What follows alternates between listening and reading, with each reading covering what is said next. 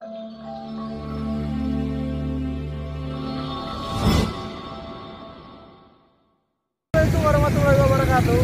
Selamat pagi masyarakat Kota Palembang. Kami dari Salantas Polrestabes Palembang dengan saya Bribtu Farhan dan rekan saya.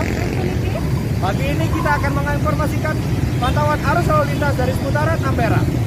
Dengan rekan saya akan menginformasikan secara lebih lengkap. Dari arah Jenderal Sudirman mengarah ke Jembatan Ampera untuk arus lalin ramai namun lancar. Begitu juga arus sebaliknya. Selanjutnya yang dari arah Tujuh Ulu mengarah ke Jalan Merdeka untuk arus lalin ramai namun lancar. Kami himbau kepada masyarakat Kota Palembang agar tetap mematuhi peraturan berlalu lintas dan protokol kesehatan. Memakai masker, selalu mencuci tangan, menjaga jarak, menjauhi kerumunan, dan selalu menjaga imunitas. Stop pelanggaran, stop kecelakaan.